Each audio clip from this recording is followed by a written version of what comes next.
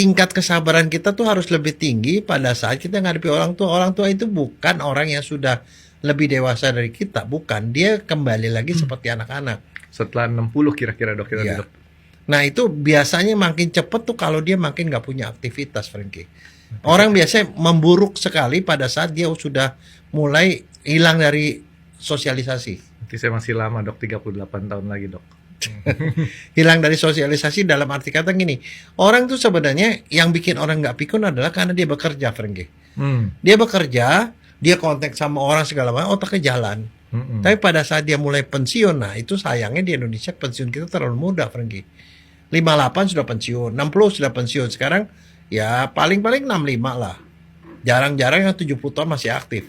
Dan saya lihat orang yang masih aktif pada usia di atas 65, itu biasanya mereka itu masih bisa menjaga kebugaran dan kesehatannya itu jauh lebih panjang. Nah, yang paling parah adalah kalau orang semuanya tinggal di rumah. Nah, itu seperti waktu itu kita pernah ngomong. Dia ada di rumah bersama anak dan cucunya, tetapi dia tidak pernah ditegur. Anaknya nggak pernah ngajakin ngobrol dia.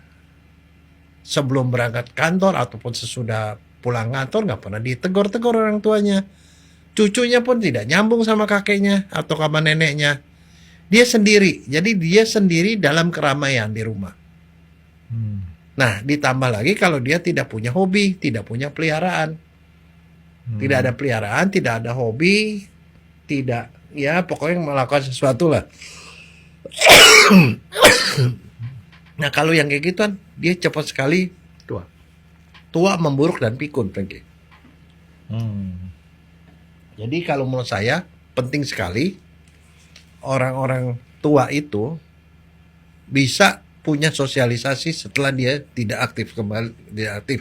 Dok, emang kita punya fisik kalau nanti bertambah itu selain daripada dia punya kecepatan nih dok ya, otak kita menurun tuh dok?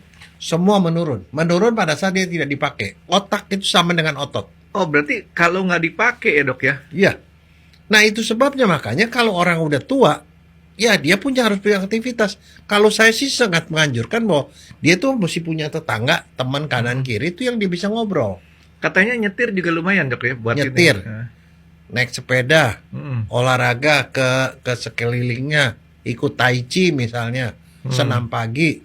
Ikut aja kalau misalnya dia punya aktivitas keagamaan, pergi ke masjid, ikut pengajian. Barangkali saya tidak tahu ikut pengajian. Mungkin kalau itu aktif di gereja, nyanyilah jadi ikut anggota kur dan lain-lain. Itu akan membuat dia menjadi lebih hidup. Atau dia punya peliharaan. Peliharaan di mana setiap hari dia mesti pikir, oh ini harus dikasih makan 3 kali sehari. Atau ini harus dimandiin apa gitu. Tamagotchi, apapun. Nah itu harus itu. Dan bahkan kalau menurut saya, yang paling bagus adalah seperti di beberapa negara, di beberapa komunitas tradisional. Tetangga ngumpul yang sesama orang-orang tua. Tapi saya mau ikut paduan suara ditolak dok. Kenapa? Katanya suara saya bagus, Ya. tapi lebih bagus lagi kalau saya nggak nyanyi. Nah, itu Gitu. biasanya nyanyi yang bagian akhir, Frankie. Bagian akhir bagus. Bagian terakhir gitu loh. Jadi udah mau habis baru kamu nyanyi gitu loh. Tapi maksud saya Atau lip itu sync dok.